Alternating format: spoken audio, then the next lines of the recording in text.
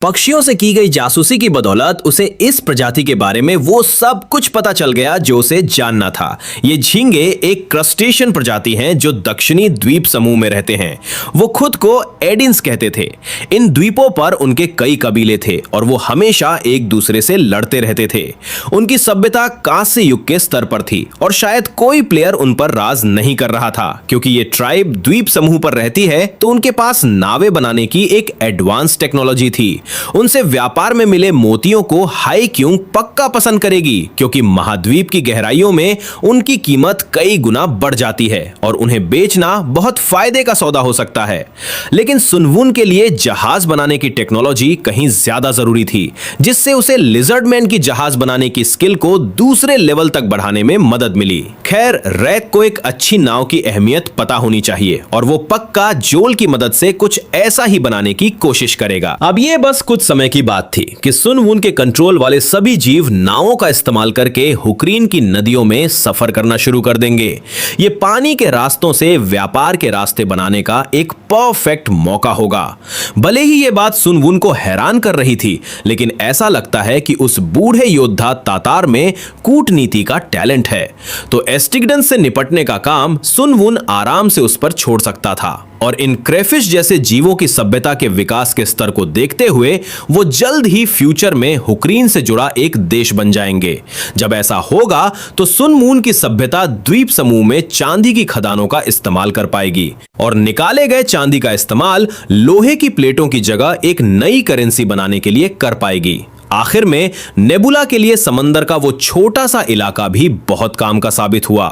अचानक फ्यूचर के प्लान्स को लेकर सुनवुन की सारी सोच विचार एक अजीब जीव की कॉल से टूट गई, जिसने उसे क्रिएटर कहकर बुलाया। उसका नाम होंगो था और सुनवुन ने तुरंत उसे अपनी प्रोग्रेस रिपोर्ट देने का ऑर्डर दिया। कुछ समय पहले नेबुला ने होंगो को टिड्डियों के एक झुंड को संभालने और बढ़ाने का काम सौंपा था और अगर कुछ सीरियस ना हो तो उसे रिपोर्ट नहीं करनी थी। खैर, चीजें प्लान के हिसाब से नहीं हुई और सुनवुन के गलत अंदाजे और होंगो की गलती की वजह से टिड्डियों के झुंड के पीछे कौन है, ये बात उस इलाके के दूसरे भगवानों को पता चल गई। सुनवुन को इतना रिस्की कदम इसलिए उठाना पड़ा क्योंकि लेवल 3 के टिड्डियों के झुंड का साइज कम होने लगा था। उसने हाल ही में होंगो को टिड्डियों के झुंडों को दूसरे प्लेयर्स के अनाज के पौधों की तरफ मोड़ने का ऑर्डर दिया था ताकि उनकी सभ्यताओं का विकास धीमा हो सके। सुनवुन चाहता था कि होंगो ये काम बहुत सावधानी से करे ताकि अगर मुमकिन हो तो दूसरे प्लेयर्स को इस दखलंदाजी का पता ना चले। लेकिन बदकिस्मती से झुंड ने एक ऐसी बस्ती पर हमला कर दिया जो एक प्लेयर की एडवांस सभ्यता की थी और इसके अंजाम से बचना नामुमकिन था। उस प्लेयर को समझ आ गया कि टिड्डियों का झुंड एक दूसरे प्लेयर का काम है जो कीड़ों के एक छोटे इलाके को कंट्रोल कर रहा है। खुशकिस्मती से होंगो आराम कर सकता था। सुनवुन को जल्द ही कुछ ऐसा होने की उम्मीद थी और उसने खुद को तैयार कर लिया था। अभी सुनवुन को जिस इकलौती चीज की थोड़ी चिंता थी वो खुद होंगो था। वो ठीक था, भले ही उसने दूसरे भगवानों के चमत्कारों की वजह से बहुत सारे टिड्डे खो दिए थे, लेकिन ऐसा लगता था कि दूसरे भगवानों को अभी तक ये एहसास नहीं हुआ था कि होंगो जैसा कोई जीव असल में मौजूद भी है। सुनवुन के लिए ये एक अच्छी बात थी। अगर दूसरों को होंगो के बारे में पता चल जाता तो ये बहुत बड़ा नुकसान होता। इसलिए नेबुला ने उसे बचे हुए टिड्डियों के झुंडों का इस्तेमाल करके कंफ्यूजन पैदा करने और खुद को छिपाने का ऑर्डर दिया। अब होंगो के लिए उसका जिंदा बचना सबसे जरूरी था। होंगो ने ऑर्डर को समझा और उसका पालन करने लगा। इस बातचीत के बाद सुनवुन को एहसास हुआ कि उसे अपनी बनाई हुई चीजों से बातचीत करना पसंद नहीं है। वो पेरिश्ड वर्ल्ड के एनपीसीज की तरह बिल्कुल खाली और बिना किसी इच्छा के थे। वहां जीव ऐसे बात करते थे मानो उनके अंदर आत्मा और पर्सनैलिटी हो, रोबोट्स की तरह नहीं। खैर, ये वैसे भी इतना जरूरी नहीं है। जो जरूरी था वो ये कि होंगो ने अपना ज्यादातर मिशन पूरा कर लिया था और टिड्डियों के झुंडों ने पश्चिम के 5 देशों के इलाके में फसलों और हरियाली को तबाह कर दिया था। अगर उन देशों के मुखिया भगवानों को पता चल जाता है कि इन सब के पीछे नेबुला का हाथ है तो वो पक्का हमला करेंगे। उन देशों की लोकेशन के हिसाब से पड़ोस के 2 सबसे करीबी देश शायद सबसे पहले हमला करेंगे। वो देश सतारोस प्रजाति का दनिम और लेनार प्रजाति का जुकोक्वा थे। ऐसा लगता है कि ये दोनों पहले से ही अपनी सेनाओं को बाहर निकालने के लिए तैयार है। बाकी 3 देश अभी के लिए बस पीछे से तमाशा देख रहे हैं, लेकिन ये बस कुछ समय की बात है कि वो भी अपनी सेनाएं भेज देंगे।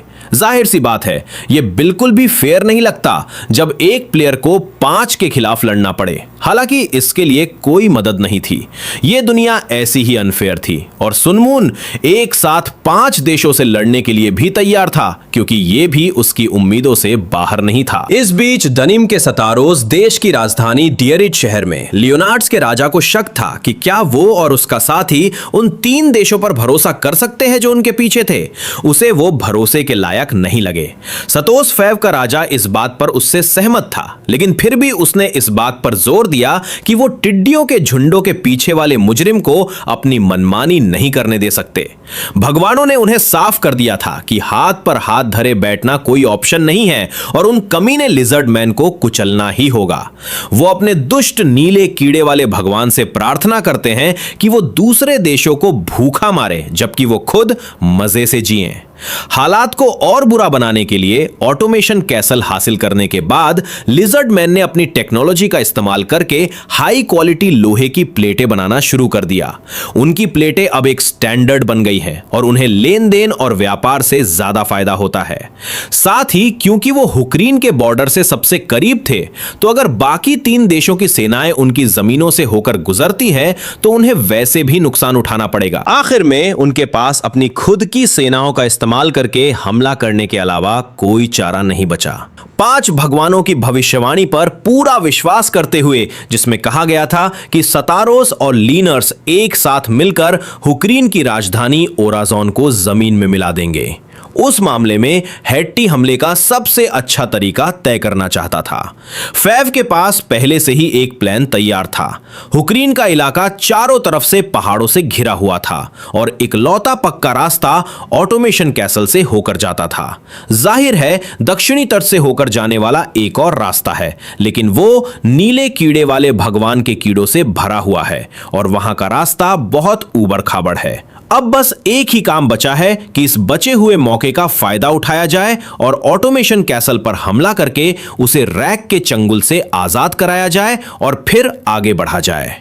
कैसल तक जाने वाली 2 सड़कें थीं और सतारोस सीधे ऑटोमेशन कैसल की तरफ बढ़ने वाला था। वहीं दूसरी तरफ लियोनर्स ने थोड़ा लंबा रास्ता लेने और उत्तरी बंजर जमीन से कैसल की तरफ आने का फैसला किया। तो वो एक समझौते पर पहुंचे और उन्होंने एक ज्यादा डिटेल्ड प्लान बनाने और 1 महीने में हमले के लिए अपनी सेनाओं को इकट्ठा करने का फैसला किया। 1 महीने बाद सब कुछ तैयार था और सेनाएं अपने अपने भगवानों की पैनी नजरों के नीचे अपने रास्ते पर थीं। जाहिर है उनमें से एक क्रैम्स था। वो सेडारोस देश पर राज करता था और उसे जीवन बलिदान करने वाले भगवान के रूप में जाना जाता था। गेम में वो 1430वीं रैंक तक पहुंच गया था और अब वो सोच रहा था कि साथी भगवान उसकी सेना को रसद पहुंचाने के लिए क्या कर रही है। उसने सेना के बंजर जमीन पार करने तक अपनी खुद की रसद इस्तेमाल करने का प्लान बनाया था और फिर जब लेनर्स उत्तरी तट से टकराएंगे तो उन्हें अपने रास्ते में आने वाले गांवों को लूटना होगा। उसका नाम रुंडा था। वो लेनर्स की भगवान थी, जिसे परम फल देने वाले भगवान के रूप में भी जाना जाता था और चाहे वो कितनी भी कोशिश कर ले, वो नेबुला से कांटेक्ट नहीं कर पा रही थी क्योंकि उसने जानबूझकर उसे ब्लॉक कर दिया था। 1 महीने से ज्यादा का समय बीत चुका था और उसने कभी उसे अनब्लॉक नहीं किया, ना ही उसने बाकी 5 भगवानों को अनब्लॉक किया। रेंडा को समझ नहीं आ रहा था कि वो क्या सोच रहा है, क्रैम्स को भी नहीं। अगर वो नेबुला से कांटेक्ट कर पाते तो वो आसानी से टिड्डियों के झुंडों से हुए नुकसान के मुआवजे के लिए बातचीत कर सकते थे, लेकिन नेबुला ने सबको ब्लॉक कर दिया और उन्हें चीजों को शांति से सुलझाने का एक मौका तक नहीं दिया। उसने खुलेआम अपनी मिलिट्री ट्रेनिंग और जासूसी पार्टियों को भी बढ़ा दिया और इस पॉइंट पर बातचीत के लिए बहुत देर हो चुकी थी। क्रैम्स और रुंडा के पास कुल मिलाकर 1100 से ज्यादा लीनर्स और 800 सतारोस थे। कुल मिलाकर उनकी सेना पूरे तीसरे महाद्वीप पर सबसे बड़ी थी और रंडा को पूरा यकीन था कि नेबुला का गिरना बस कुछ ही समय की बात है। वैसे रंडा एक असली लड़की थी, एलेल्डार की तरह नहीं, अगर आप सोच रहे हो तो। अचानक एक नोटिफिकेशन बची। पता चला कि यह बात करने की एक रिक्वेस्ट थी। क्रैम्स ने तुरंत मान लिया कि यह नेबुला हो सकता है, लेकिन वो गलत था। ये एलेल्डार था। लियोनार्ड की सेना बस एल्फ कॉलोनी के पास से गुजर रही थी और वो बस बात करने वाले थे। रून समझ गई कि वो शायद बातचीत करना चाहता है और कुछ खिचड़ी पका रहा है। जैसा कि क्रैम्स जानता था, एलार और नेबुला एक कच्चे गठबंधन में थे, जिसका मतलब था कि वो किसी भी समय एक दूसरे को धोखा दे सकते थे। उसने रोंडा को सलाह दी कि वो ऐसे बात करे जैसे वो यहां अकेली है और एलेल्डार की बात ध्यान से सुने, क्योंकि हो सकता है कि वो उसकी दी गई शर्तों का इस्तेमाल कर सके। एलार एल्फ गॉड का रोल प्ले करने के अपने ट्रेडमार्क स्टाइल में सामने आया। उसकी वो आरपी वाली नौटंकी जिससे वो बाहर नहीं आ पा रहा था, शायद जानबूझकर। एक वजह थी कि उसे आर्ट्स का एक छोटा डोमिनियन मिला था। रोंडा उससे पहली बार मिल रही थी और उसके इस रूप को देखकर शौक से कम नहीं थी। वो ना सिर्फ एक एल्फ लड़की की तरह दिख रहा था, बल्कि वो काफी अजीब तरीके से बर्ताव भी कर रहा था। एल्डार ने एक मासूम शिकार का रोल निभाना जारी रखा और वो मदद मांगना चाहता था। रोंडा अभी भी इस मुलाकात के झटके से उबर रही थी और उसने हिचकिचाते हुए पूछा कि उसे खास तौर पर किस चीज में मदद चाहिए। उसने तुरंत अपनी वो दुख भरी कहानी सुनाना शुरू कर दिया कि कैसे कपटी नेबुला ने उसे उसकी मर्जी के खिलाफ घुटने टेकने पर मजबूर कर दिया और फिर अपने मतलब के लिए उसका इस्तेमाल किया, हर मुमकिन तरीके से उसे जलील किया। एलेल्डार के पास हर बात मानने के अलावा कोई चारा नहीं था जब नेबुला ने सोलोंगोस और लिमचुनिक को हरा दिया। ना सिर्फ नेबुला बहुत ज्यादा ताकतवर था, बल्कि उसकी लड़ाई की रणनीतियां भी बहुत भारी पड़ रही थीं। रोंडा ये जानकर शॉक रह गई कि एलेल्डार ने उन्हें हराने में उसकी कोई मदद नहीं की। अगर आप सोचें तो ये नामुमकिन सा लगता था कि उसने अकेले ही इतने ताकतवर प्लेयर्स को हरा दिया, लेकिन एलार के लिए इसमें कोई हैरानी की बात नहीं थी। क्या उन्होंने खुद नेबुला की शोहरत के बारे में कभी नहीं सुना था? उसने अनगिनत दुनियाओं में अनगिनत भगवानों से लड़ाई की थी और सबसे ऊंची रैंकिंग हासिल की थी। नेबुला एक असली मॉन्स्टर है। क्रैम्पस और रोंडा ने एक दूसरे को देखा। उनकी किस्मत सच में खराब थी। पहले और दूसरे रैंक वाले प्लेयर्स एक साथ इस महाद्वीप पर आ गए थे। खैर, जो भी हो, एलार ने अपनी कहानी जारी रखी। उसने कहा कि वो सिर्फ इसलिए जिंदा बच पाया क्योंकि उसने गिड़गिड़ाकर अपनी जान की भीख मांगी और नेबुला की इच्छाओं को पूरा किया। ये सब सिर्फ जिंदा रहने के लिए।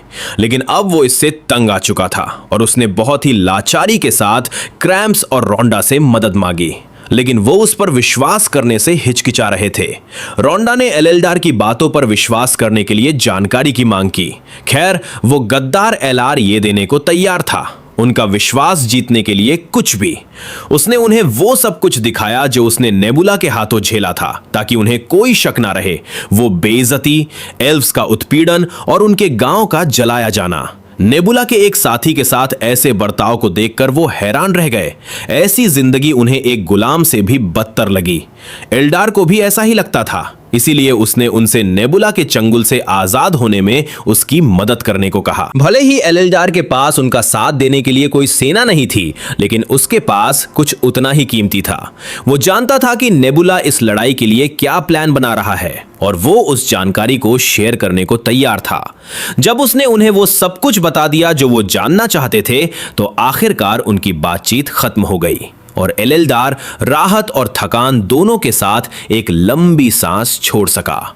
अब वो सोच रहा था कि क्या ये अच्छा था, क्या ये विश्वास करने लायक था। नेबुला पूरे समय वहीं था और उसे एलेल्डार की एक्टिंग बहुत पसंद आई। उसने अपना काम बिल्कुल सही तरीके से किया था। सुनवुन ये भी सोच रहा था कि एलार ने इतनी अच्छी एक्टिंग क्यों की। क्या ऐसा इसलिए था क्योंकि वो हर समय अपने आरपी रोल में ही रहता था? लेकिन बात सिर्फ इतनी सी नहीं थी, जानकारी बस बहुत ज्यादा सच्ची थी। एल्डार ने उन्हें जो कुछ भी बताया था उसमें से लगभग सब कुछ सच था। सुनवुन ने उसकी सेना को तबाह कर दिया था, एल्फ के गांव को जला दिया था, उन्हें दूर उत्तर की तरफ खदेड़ दिया था और फिर उन्हें कॉन्ट्रैक्ट करने और फ्यूचर के सारे रिसोर्सेज बेचने पर मजबूर कर दिया था। लेकिन इन सब के बावजूद एल्डार वफादार रहा और उन भगवानों को सब कुछ वैसा ही बताया जैसा नेबुला ने उसे ऑर्डर दिया था, ताकि उन्हें यह विश्वास दिलाया जा सके कि वो सतारोस की राजधानी डिमोरिट पर पहले ही हमला कर देगा। इसके बावजूद एल्डार को लगा कि हालात बदलने के लिए इतना काफी नहीं होगा। जहां तक उसे समझ आ रहा था, नेबुला की रणनीति लेनर्स की सेना पर पहले हमला करने की थी। हालांकि अगर लेनर्स डाइमोरिट की तरफ पीछे हट गए और सतारोस ने सामने से सफलतापूर्वक हमला करके ऑटोमेशन कैसल पर कब्जा कर लिया, तो लेनर्स का पीछा कर रही लिजर्डमैन की सेना खुद को घिरा हुआ और दो दुश्मन सेनाओं के बीच फंसा हुआ पा सकती है। नेबुला ऐसा नहीं सोचता था। एलआर की कैलकुलेशन गलत थी। वो असल में लेनन की सेना पर कुछ दिन पहले ही हमला करने वाला था, इससे पहले कि वो पीछे हट सके और उन्हें हरा सके। वैसे एलआर इसमें बहुत मददगार साबित हुआ, भले ही उसे खुद इस बात का एहसास नहीं था। उसने लेनर्स को अपनी कुछ रसद ये दिखाने के लिए दी कि वो पूरी तरह से सरेंडर कर रहा है, और ये भी सुनवून के प्लान का ही एक हिस्सा था। उन रसद को खास तौर पर तैयार किया गया था। इस बीच लेनर की सेना के आगे बढ़ने की स्पीड काफी कम हो गई थी, और इसकी एक वजह थी। सैनिकों के खाने में जहर मिला दिया गया था और उनका लीडर हैटी ये खबर सुनकर गुस्से से पागल हो गया था। खाना लाने वाले पोर्टर ने रिपोर्ट दी कि खाना खराब हो गया था और वो इसके बारे में कुछ नहीं कर सकता था। ऐसे में हैटी उसे वही मौके पर सजा देने वाला था, लेकिन उसके जनरल ने उसे रुकने और उसकी बात सुनने को कहा। उसे ये बात अजीब लग रही थी कि कल तक खाने में कोई दिक्कत नहीं थी और हाल ही में उन्होंने जो खाया था वो एल्स से मिली रसद थी। हैटी को इस बात पर यकीन नहीं हो रहा था। उसने खुद एल्स की रसद चेक की थी और उनमें कुछ भी सड़ा हुआ नहीं था, लेकिन जनरल के हिसाब से वो रसद भले ही बाहर से ताजा दिख रही थी, लेकिन शायद अंदर से जहरीली थी। ऐसे ही लिजर्डमैन का भगवान गंदे कीड़ों पर राज नहीं करता। ऐसे में एल्स से मिली जानकारी पर भी भरोसा नहीं किया जा सकता था। भले ही सुप्रीम फ्रूशन गॉड ने उन्हें बिल्कुल वैसी ही जानकारी वाली एक भविष्यवाणी दी थी, लेकिन जनरल यूबेट ने शक जताया कि शायद भगवान से कोई गलती हो गई हो, और जो एल्स लिजर्डमैन के साथ थे शायद उन्होंने अभी तक उन्हें धोखा नहीं दिया हो, और खराब हुई रसद इस बात का पक्का सबूत है। वो बस उन्हें बेवकूफ बनाने की कोशिश कर रहे हैं। अचानक एक जासूस उनके पास एक बहुत जरूरी खबर लेकर दौड़ता हुआ आया। जासूस ने लिजर्डमैन की सेना को आते हुए देखा, जो अब यहां से सिर्फ कुछ घंटों की दूरी पर है। यूबे ने तुरंत पूछा कि लिजर्डमैन कितने थे, और उसे उन सभी के लिए एक दुखी करने वाला जवाब मिला। लिजर्डमैन 1500 से ज्यादा थे। ये बहुत बुरी खबर थी। खाने में जहर मिलने के बाद उनके पास लड़ने के लिए सिर्फ 900 सैनिक ही बचे थे। हालात को और बुरा बनाने के लिए अगर लेनर्स की गिनती लिजर्डमैन के बराबर भी होती तो भी उन्हें अपने साइज की वजह से नुकसान ही उठाना पड़ता, और अब उनकी गिनती और भी कम थी। अब उनका हारना तय था और खुलेआम लड़ना बेकार था। इसलिए हैट्टी ने सबको पीछे हटने का ऑर्डर दिया और सतारोस के राजा के पास एक मैसेंजर भेजा ताकि उसे बता सके कि वो दुश्मन की मुख्य सेना से सामना होने की वजह से पीछे हट रहे हैं। यूबे ने सीधे पहाड़ों और जंगल की तरफ भागने और वहां गुरिल्ला युद्ध शुरू करने का सुझाव दिया। इस तरह उनके पास जीतने का चांस होगा। लियोनार्ड्स की पूरी सेना जल्दी जल्दी पीछे हटने लगी। हैट्टी को उम्मीद थी कि गुरिल्ला युद्ध उन्हें उनके छोटे साइज के फायदे का एहसास कराने में मदद करेगा और इस तरह उन्हें जितना हो सके उतना समय मिल जाएगा। और अगर सतारोस की सेना उस समय में ऑटोमेशन कैसल पर कब्जा कर सकी तो लिजर्डमैन के पास पीछे हटने के अलावा कोई चारा नहीं बचेगा। बदकिस्मती से हैट्टी के प्लान्स कभी पूरे नहीं होने वाले थे। लोनर्स के रास्ते में एक पार न की जा सकने वाली रुकावट खड़ी थी, एक विशाल प्रेइंग मैंटिस। स्ट्रैटस ने उनका रास्ता रोक लिया और उन्हें चेतावनी दी कि उन्होंने बिना सोचे समझे उस इलाके में कदम रखा है जो ब्लू बग गॉड पर विश्वास न करने वालों के लिए बंद है। डरे हुए लोनर्स ने तुरंत ऐसे मॉन्स्टर से दूर भागना शुरू कर दिया, लेकिन अब बहुत देर हो चुकी थी। सैक्ट्रेस उनसे उनकी जान लेकर इस पाप की कीमत वसूलने वाला था। हैट्टी ने अपने आदमियों को सब कुछ छोड़कर किनारों की तरफ बिखर जाने का ऑर्डर दिया। भले ही यूबे वहां रुककर उस मॉन्स्टर से लड़ना चाहता था, हैट्टी ने जल्दी से उसे यकीन दिलाया कि वो कोई मामूली मॉन्स्टर नहीं है, बल्कि उन दुष्ट लिजर्डमैन का एक गार्जियन है जो उनके भगवान का हुक्म मानता है, जिसका मतलब है कि ये उनकी लड़ाई नहीं है। सुप्रीम फ्रूशन गॉड को अपनी सेना को बचाने के लिए अपना गार्जियन, वो ओवरग्रोन रैट नी भेजना ही होगा। दोनों मॉन्स्टर्स एक खतरनाक लड़ाई में भिड़ गए। रोंडा ये सब देख रही थी और उसे यकीन नहीं हो रहा था कि हालात उसके लिए कितने खराब थे। उस कमबख्त मैंटिस के स्टैट्स हद से ज्यादा हाई थे। यह पहली बार था जब उसने एक ही जीव में इतने सारे एसेंस डाले हुए देखे थे, वो भी मॉन्स्ट्रोसिटी खूबी के साथ। स्ट्राडिस के पास ताकत, स्पीड और समझदारी के कमाल के स्टैट्स थे। ऐसे मॉन्स्टर को नी पक्का अकेले नहीं संभाल सकता था। रोंडा अब खुद को लापरवाह होने और यह सोचने के लिए कोस रही थी कि सब कुछ ठीक चल रहा है। अब ऐसा लग रहा था कि इतनी दूर का सफर तय करने के बाद उसकी सेना के पास भागने के अलावा कोई चारा नहीं बचा था। लेकिन अगर वो बच भी निकलते तो ये जीव पक्का फिर से उनके सामने आ जाता और नी को मारने के बाद लेनर्स का पीछा करता, जिसका बलिदान बेकार चला जाता। ऐसे में स्राइस को यहीं और अभी मारना बहुत जरूरी था। गार्जियन स्ट्राडिस लेवल 11 का था और उसकी डिविनिटी सिर्फ लेवल 4 की थी, जिससे रोंडा को उम्मीद की किरण नजर आई। उसकी डिविनिटी लेवल 9 की थी और नी की डिविनिटी लेवल 3 की थी। अगर वो एक साथ मिल जाएं तो वो लेवल 12 की डिविनिटी तक पहुंच जाएंगे और तब उनके पास जीतने का एक चांस होगा। रुंडा ने अपनी बनाई हुई चीज की मदद करने के लिए यूबे के शरीर में उतरने का फैसला किया। मिलकर वो लिटरली स्रादिस को 30 मिनट में हरा सकते थे। यूबे को तुरंत एक दैवीय ताकत का बूस्ट मिला। हैटी समझ गया कि सुप्रीम फ्रूशन गॉड उसके अंदर आ चुके हैं और जब यूबे ने उसे मॉन्स्टर से लड़ने के दौरान अपनी सेना को पीछे हटाने का ऑर्डर दिया तो राजा ने उसकी बात टालने की हिम्मत नहीं की।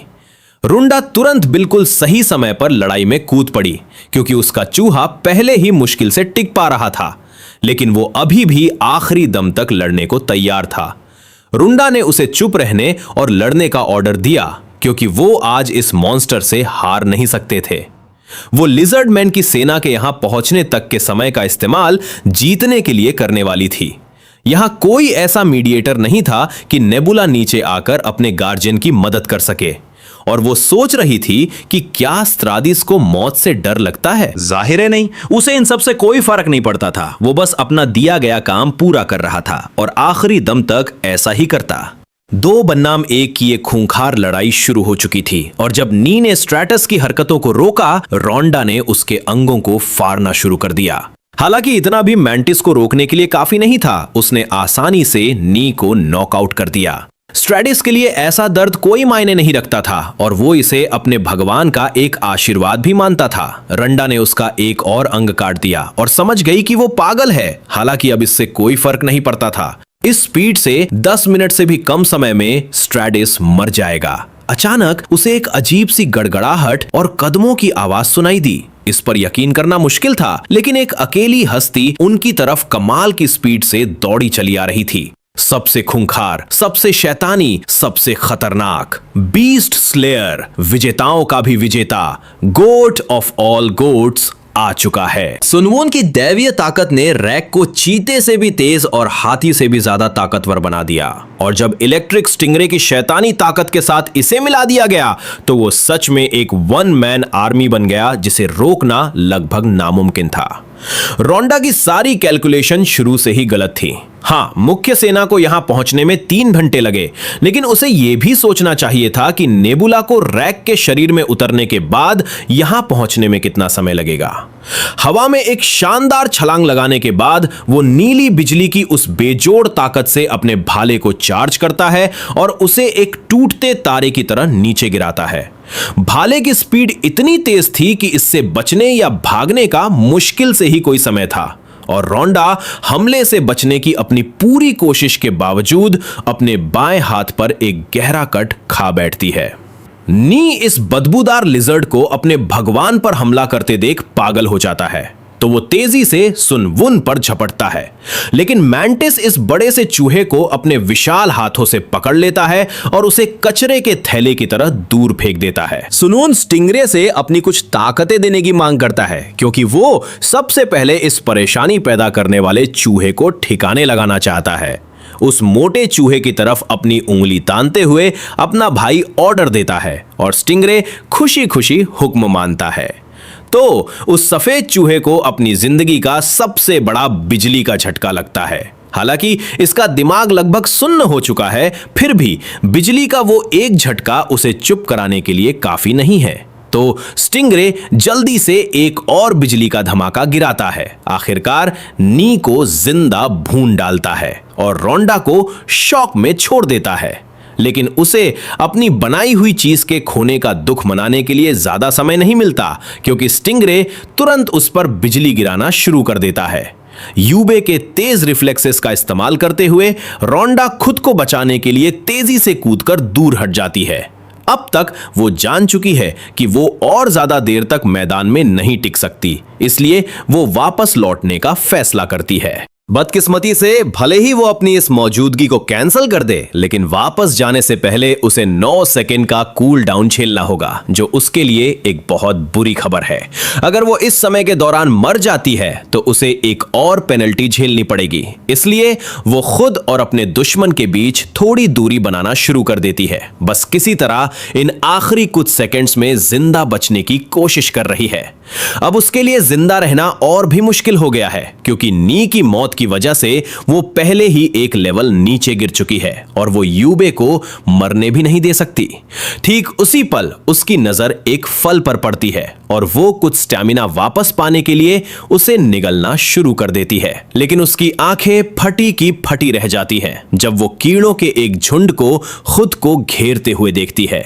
उसे यह समझने में ज्यादा समय नहीं लगता कि ये असल में हमला करने की कोई कोशिश नहीं है, ये बस उसका ध्यान भटकाने और उसके आंखों के आगे अंधेरा छाने के लिए है। इसलिए वो खुद को संभालती है और थोड़ी देर और डटे रहने का फैसला करती है। अब सिर्फ 2 सेकंड बचे हैं और जब वो विशाल मैंटिस उसे कुचलने की कोशिश करता है तो रोंडा कूदकर भागने लगती है, लेकिन उसकी बदकिस्मती से सुन वुन पीछे से उसका गला पकड़ लेता है। इससे पहले कि वो भागने की कोशिश भी कर सके, वो उसके गले को एक टमाटर की तरह कुचल देता है, जिससे हर तरफ खून की छींटें उड़ जाती हैं। अपनी बेवकूफी के अंजाम के तौर पर वो पहले ही अपनी ज्यादातर सेना के साथ नी को खो चुकी है, और सबसे बड़ा झटका यह है कि उसका डिविनिटी लेवल फेल होने की वजह से 9 से गिरकर 5 पर आ गया है। अगर वो समय पर वहां से निकलने में कामयाब हो जाती तो ये सिर्फ 7 तक ही गिरता। क्रैम्स फिर उससे जुड़ता है और यह साफ है कि लड़ाई के इस अंजाम से वो बिल्कुल भी खुश नहीं है। वो उससे उसके लेवल के बारे में सवाल करता है और बिना किसी झिझक के वो झूठ बोल देती है, ये दावा करते हुए कि ये अभी भी साथ ही है। लेकिन क्रैम्प्स अभी भी परेशान लग रहा है, क्योंकि उसकी नजरों में ये एक बहुत बड़ा नुकसान है। ये बात रोंडा को डरा देती है, क्योंकि अगर उसे लगता है कि 2 पॉइंट्स खोना इतनी बड़ी बात है तो वो ये सोचकर ही डर जाती है कि अगर उसे पता चल गया कि उसने असल में 4 पॉइंट्स खो दिए हैं तो उसका रिएक्शन कैसा होगा।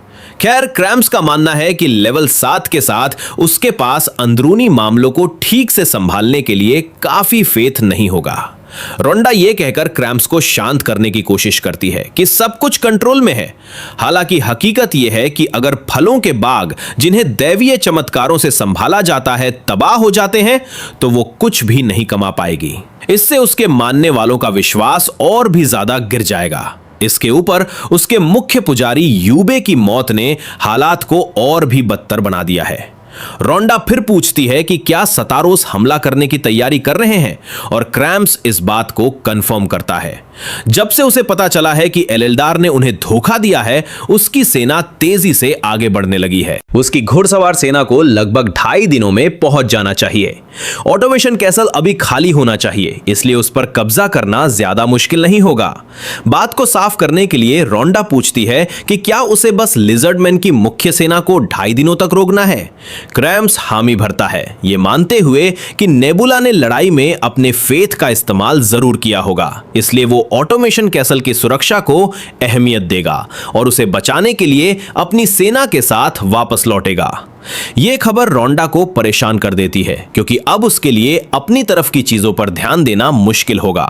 अगर वो अपनी बची हुई घुड़सवार सेना के साथ गुरिल्ला युद्ध में उतरती है तो वो 2 दिनों तक टिक पाएगी, लेकिन उसे पक्का नहीं पता कि क्रैम्प्स को अपने हालातों का पूरा सच बताना चाहिए या नहीं। आखिर में वो ऐसा न करने का फैसला करती है, ये सोचकर कि अगर उसकी वाट लगने ही वाली है तो वो उसे भी अपने साथ ले डूबेगी। अगले दिन क्रैम्प्स उससे कांटेक्ट करता है और उसे बताता है कि लिजर्ड मैन की सेना उसकी दिशा में आगे बढ़ रही है, भले ही उसका काम उन्हें उलझाए रखना था। खैर, हम जानते हैं कि वो अपने मिशन में फेल हो गई, ज्यादातर इसलिए क्योंकि उन्हें रोकने के लिए लियोनार्ड की काफी घुड़सवार सेना नहीं थी। हालांकि सबसे बड़ी समस्या एलेल्डार से मिली गलत जानकारी थी। असली प्लान के हिसाब से लड़ाई हुकरीन के फायदेमंद इलाके में होनी चाहिए थी, लेकिन क्योंकि लड़ाई उम्मीद से कई दिन पहले हो गई तो उन्हें एक ऐसे इलाके में लड़ने पर मजबूर होना पड़ा जहां छिपने या रणनीति बनाने का कोई फायदा नहीं था। क्रैम्स साफ तौर पर चिढ़ा हुआ है क्योंकि वो हार को सामने मंडराते हुए देख सकता है। हिफाजत के लिए कोई सही किला ना होने की वजह से उसके पास अपनी सेना की दिशा बदलने और राजधानी में कैंप लगाने के अलावा कोई चारा नहीं बचता। वहीं दूसरी तरफ रुंडा जानती है कि वो बहुत बड़ी मुसीबत में है। वो समझ नहीं पा रही है कि क्रैम्स सिर्फ 800 सेटर्स के साथ 17,000 लिजर्ड मैन से कैसे लड़ेगा। इसके ऊपर वो विशाल मैंटिस राडिस एक चलते फिरते घेराबंदी वाले हथियार की तरह है। भले ही क्रैम्स के साथ उसका गठबंधन अभी टिका हुआ है, लेकिन उसे नहीं लगता कि यह ज्यादा दिन चलेगा। असल में वो पहले ही पाला बदलने के प्लान्स बना रही है। वो विजडम के साथ गठबंधन करने के बारे में सोच रही है। भले ही वो बुरे स्वभाव का है, लेकिन वो लॉजिकल है और लंबे समय में एक ज्यादा भरोसेमंद साथी साबित हो सकता है। क्रैम्स फिर उससे मदद मांगता है, ये कहते हुए कि जब घेराबंदी शुरू होगी तो नेबुला की सेना पर दोनों तरफ से हमला करना बहुत असरदार होगा। वो कुछ जाहिर सी वजहों से इस प्लान से बचने की कोशिश करती है और वो सुझाव देती है कि वो ऑटोमेशन कैसल पर हमला करे, लेकिन क्रैम्स बताता है कि वो समय पर वहां नहीं पहुंच पाएगी। खैर, वो ना चाहते हुए भी मान लेती है कि वो सही कह रहा है। फिर वो मानता है कि उसका आइडिया पूरी तरह से गलत नहीं है, खासकर इसलिए क्योंकि ऑटोमेशन कैसल खाली है। इसलिए वो एक नए प्लान का सुझाव देता है। उसकी घुड़सवार सेना कैसल की तरफ बढ़ सकती है, जबकि उसके पैदल सैनिक उसकी मदद करेंगे। वो सेना को बांट देंगे, 200 घुड़सवार और 300 पैदल सैनिक। क्योंकि 400 दुश्मन कम है तो उन्हें सिर्फ 1300 दुश्मनों का सामना करना पड़ेगा। अपने 800 सतारोस और उसके 300 लेनर्स के साथ क्रैम्स का मानना है कि वो लिजर्डमैन के सामने टिक पाएंगे और जीत भी हासिल कर लेंगे। लेकिन रेंडा के चेहरे के भावों को देखकर यह साफ है कि यह प्लान वैसे काम नहीं करने वाला जैसा क्रैम्स उम्मीद कर रहा है। उसने खुद को जिस झूठ के जाल में फंसा लिया है वो उस पर कसता जा रहा है और उसे नहीं पता कि इससे बाहर कैसे निकले। उसने उससे यह झूठ भी बोला था कि उसने नेबुला के बनाए हुए उस विशाल मैंटिस को पहले ही ठिकाने लगा दिया है। वो जानती है कि अगर उसे सच पता चल गया तो वो उसके साथ गठबंधन का कोई भी चांस खो देगी। इसलिए वो जल्दी से फिर से झूठ बोलने का फैसला करती है। ठीक तभी क्रैम्स को नेबुला की तरफ से एक विस्पर रिक्वेस्ट मिलती है। जबकि रोंडा उसे रिक्वेस्ट ठुकराने के लिए कहती है, वो बंदा आखिरकार हमारे लड़के के साथ कांटेक्ट जोड़ ही लेता है। नेबुला बातचीत की शुरुआत ये पूछकर करता है कि क्या उन्होंने आखिरकार सरेंडर करने का फैसला कर लिया है। कुदरती तौर पर क्रैम्स नेबुला की आवाज में मौजूद घमंड से चिढ़ जाता है। वो उसे याद दिलाता है कि सिर्फ एक बार जीतने से इतना घमंड ना करे और उसे यकीन दिलाता है कि कुल हालात अभी भी उनके फेवर में है। सुन मून को यह समझने में ज्यादा समय नहीं लगता कि आखिर हो क्या रहा है। रोंडा के घबराए हुए और पसीने से तर चेहरे पर एक नजर डालते ही उसके सारे शक दूर हो जाते हैं और वो अपनी हंसी नहीं रोक पाता। क्रैम्स को उसकी अपनी ही पार्टनर द्वारा धोखा दिए जाने का ख्याल उसके लिए इतना मजेदार है कि वो अपनी खुशी कंट्रोल नहीं कर पाता। इस बीच क्रैम्स और भी ज्यादा बेचैन और चिड़चिड़ा हो जाता है। अभी भी इस बात पर भड़क रहा है कि नेबुला ने उसे इतने समय तक विस्पर करने से ब्लॉक करके रखा था और अब जब वो आखिरकार जुड़ गए हैं तो नेबुला के पास देने के लिए सिर्फ ये घमंड भरा ताना है। नेबुला जल्दी से माफी मांगता है, ये दावा करते हुए कि उसका इरादा अपनी बातों से किसी का अपमान करना नहीं था। लेकिन जो भी हो, क्रैम्स सरेंडर करने या हार मानने के ख्याल को भी सख्ती से ठुकरा देता है। इससे सुनमुन की अपनी खोपड़ी जैसी टोपी के नीचे की वो चालाक मुस्कान और भी गहरी हो जाती है। बिना एक शब्द और कहे वो कॉल काट देता है। क्रैम्स पूरी तरह से चिढ़ा हुआ लगता है और बड़बड़ाता है कि वो समझ नहीं पा रहा है कि वो बंदा क्या सोच रहा है।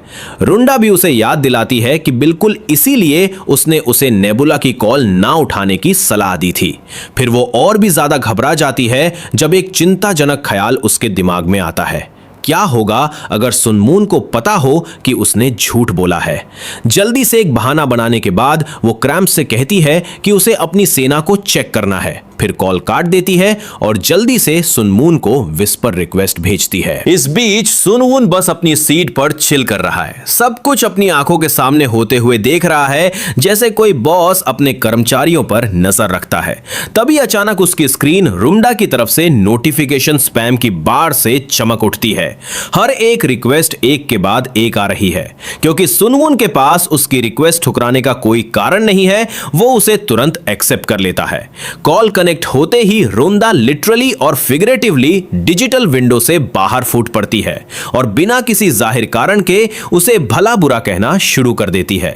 सुनवून शांत रहने की कोशिश करता है और उसे शांत होने के लिए कहता है। वो बताता है कि उसके इतना पागल होने का कोई कारण नहीं है, अगर कोई है तो वो खुद निराश है क्योंकि उस पर दोनों तरफ से हमला होने वाला है।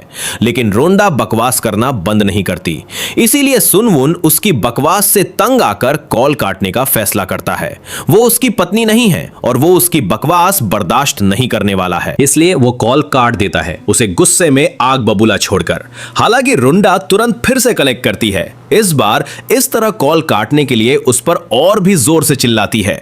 वो उसे याद दिलाती है कि वो उसकी दोस्त नहीं है, इसलिए अच्छा होगा कि वो उसके साथ वैसा बर्ताव ना करे। फिर वो ये जानने की मांग करती है कि वो असल में क्या चाहता है, लेकिन सुनवून का आगे बात करने का कोई मूड नहीं है जब तक कि वो बकबक करती रहेगी। रोंडा ना चाहते हुए भी अपना गुस्सा पी जाती है, एक गहरी सांस लेती है और शांति से पूछती है कि उसने कॉल क्यों काट दी जब क्रैम्प्स ने सरेंडर नहीं किया। उसके सवाल के जवाब में सुनवून समझाता है कि उसका असली प्लान क्रैम्प्स का सरेंडर हासिल करना और पांचों प्लेयर से अभी हमला न करने का समझौता करना है। हालांकि हालातों को देखते हुए उसने फैसला किया है कि क्रैम्प्स और रुंडा दोनों के देशों को बर्बाद करना और उन पर कब्जा करना ज्यादा सही रहेगा, भले ही इसमें एक्स्ट्रा मेहनत लगे। लेकिन रोंडा पलटकर जवाब देती है कि सभ्यता के मौजूदा स्टेज पर उसके पास अपने सारे बॉर्डर्स की सुरक्षा के लिए इतनी बड़ी पॉपुलेशन नहीं है। तभी सुनवून उसे अपनी रणनीति का सार बताता है। वो सतारोस की जमीन को अपने लिए लेने और लियोनार्ड के इलाके को बाकी 3 प्लेयर्स के बीच बांटने का प्लान बनाता है। उसे पूरा यकीन है कि वो बिना लड़े मुफ्त की जमीन खुशी खुशी एक्सेप्ट कर लेंगे। लेकिन वो पलटकर जवाब देती है कि अगर उसने उनकी सभ्यता की जमीन पर कब्जा करने की कोशिश की तो वो या क्रैम्प्स हाथ पर हाथ धरे नहीं बैठेंगे। खैर, सुनवून ने इस बारे में पहले ही सोच लिया है। उसका उसे या क्रैम्प्स दोनों में से किसी को भी जिंदा छोड़ने का कोई इरादा नहीं है, ये पक्का करते हुए कि उसके प्लान में कोई रुकावट ना आए। ये सुनकर रोंडा साफ तौर पर घबरा जाती है। वो उससे पूछती है कि क्या यह किसी तरह की धमकी है। हालांकि सुनवून शांत रहता है, ये साफ करते हुए कि उन्हें रास्ते से हटाना उसके पास मौजूद ऑप्शंस में से बस एक है। ये एहसास होने पर कि उसके पास हालात को अपने फेवर में करने का कोई रास्ता नहीं है, रोंडा सरेंडर कर देती है। वो पूछती है कि वो उसकी जान बख्शने के बदले में क्या चाहता है। बिना किसी हिचकिचाहट के सुन लियोनर्स सतारोस और ट्रोल्स के बारे में पूरी जानकारी मांगता है।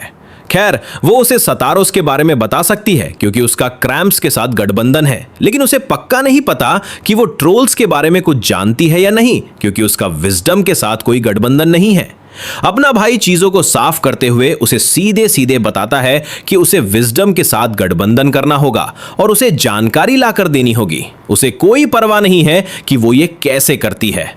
जाहिर सी बात है, वो औरत पागल हो जाती है क्योंकि वो किसी के लिए भी डबल एजेंट का काम नहीं करने वाली है। निराशा में वो स्क्रीन पर मुक्के मारने लगती है और बकवास करने लगती है, लेकिन अपना भाई बस उसे इग्नोर कर देता है। वो उसे याद दिलाता है कि उसका क्रैम्प्स के साथ गठबंधन वैसे भी ज्यादा दिन नहीं चलेगा, खासकर इसलिए क्योंकि ये हमला क्रैम्प्स को बहुत भारी पड़ेगा और उसकी आखिरी बची हुई सेना भी मारी जाएगी। वो उसे धमकी देता है, अगर वो क्रैम्प्स को लड़ाई की मौजूदा हालत के बारे में बता देता है तो इसके अंजाम क्या होंगे ये बताता है। क्योंकि वो पहले ही उससे झूठ बोल चुकी है तो वो बाकी 4 प्लेयर्स के साथ भी अपने गठबंधन खो देगी और पूरी तरह से अकेली रह जाएगी, लेवल 5 पर ही फंसी रह जाएगी। उसका चेहरा गुस्से से तन जाता है और वो फिर से भड़क उठती है, साथ देने से इनकार कर देती है। एक बार कॉल खत्म होने के बाद वो बस पीछे बैठकर सब कुछ सोचती है, इस मुसीबत से बाहर निकलने का रास्ता ढूंढने की कोशिश करती है। वो अपने लेनार लोगों को देखती है, जहां कुछ लोग बेफिक्र जिंदगी जी रहे हैं, वहीं कुछ उससे प्रार्थना कर रहे हैं कि वो इन झगड़ों और लड़ाइयों को खत्म कर दे ताकि किसी को चोट ना पहुंचे। लेकिन उसके चेहरे के भावों को देखकर ऐसा लगता है कि उसे पक्का नहीं पता कि वो उन प्रार्थनाओं का जवाब दे पाएगी या नहीं। कोई और चारा न होने पर वो नेबुला से कांटेक्ट करती है और अपना भाई ऐसे मुस्कुराता है जैसे उसे पहले से ही इसकी उम्मीद थी। वो पूछता है कि क्या उसका सोचना खत्म हो गया, जिस पर वो जवाब देती है हाँ, भले ही थोड़े बेमन से। लेकिन अपना भाई बस अपनी टोपी के नीचे वो चालाक मुस्कान बनाए रखता है और सतारोस और लियोनोस के बारे में उसके पास जो जानकारी है उससे शुरुआत करने का फैसला करता है। इसके बाद गठबंधन वाले देशों के साथ लड़ाई खत्म हो जाती है और ऐसा लगता है कि क्रैम्स को नेबुला के सीज फायर ऑफर को समझने में काफी मुश्किल हुई, लेकिन रोंडा उसे मनाने में कामयाब रही और ये एक युद्ध विराम के साथ खत्म हुआ। इस बीच ऑटोमेशन कैसल में हम हाई कोयोंग के खुश मिजाज चेहरे से मिलते हैं। वो जाहिर तौर पर एक कॉन्फ्रेंस कर रही है जहां हर प्रजाति के नुमाइंदे मौजूद हैं और वो एक मर्चेंट अलायंस बनाने का आइडिया रखती है।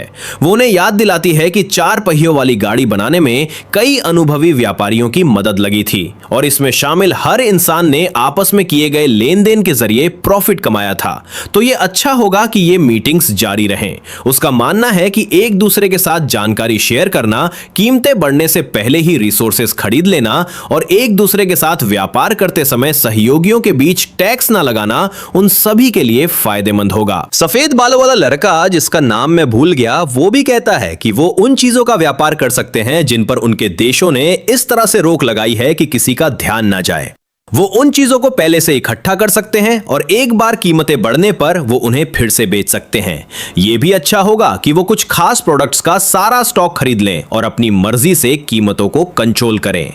ट्रॉल नुमाइंदा एक जाया सवाल उठाता है, क्योंकि वो अलग अलग इलाकों की अलग अलग प्रजातियां हैं, तो वो लंबे समय तक एक दूसरे पर भरोसा कैसे बनाए रख सकते हैं, जिस पर हाई कोयोंग उसे याद दिलाती है कि एक रास्ता है जो कि उनके विश्वास के आधार के रूप में एक ही भगवान पर विश्वास करना है।